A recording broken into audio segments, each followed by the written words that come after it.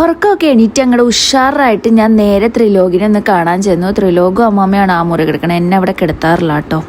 അത് കഴിഞ്ഞിട്ട് ഞാൻ ചായയൊക്കെ കുടിച്ചിട്ട് അപ്പം ചൂടാൻ നിന്നിട്ടോ. എനിക്കിത് പരിപാടി ഇഷ്ടമൊന്നുമല്ല, പിന്നെ മാതാജി പറഞ്ഞുകൊണ്ട് മാത്രം അപ്പം ചുട്ടു. അപ്പം ചുട്ട് കഴിഞ്ഞപ്പോൾ ഞാൻ പോയി പല്ലേച്ചു കഴിഞ്ഞ് ടി വി വെച്ചു. ടി വി വെച്ചിട്ട് ഞാൻ താഴെ ഇരുന്ന്, ഞങ്ങളെല്ലാവരും കൂടി താഴെ ഇരുന്നിട്ട് അപ്പവും ചിക്കൻ കറിയും തിന്നു കേട്ടോ.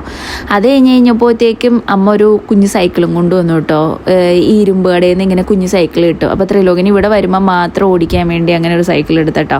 അപ്പോൾ അതിൻ്റെ കുറച്ച് പണികളൊക്കെ ഉണ്ടായിരുന്നു. അതിന് നമ്മൾ ഫസ്റ്റ് തന്നെ കഴുകി എടുത്തു വെച്ചിട്ടോ. പിന്നെ ഞാൻ വെയിലത്തുനിന്ന് കയറി വന്നു ഒരു പഴം അങ്ങോട്ട് തിന്നു. എന്താണെന്നറിയില്ല, ഇവിടെ വന്നു കഴിഞ്ഞാൽ എനിക്ക് നന്നായിട്ട് വിശക്കുന്നുണ്ട്, എനിക്ക് നല്ലതായിട്ട് വയറാടും കേട്ടോ. അപ്പോൾ ഞാൻ വിചാരിക്കും ഈശ്വര ഞാൻ ഗർഭിണിയാണെന്ന്.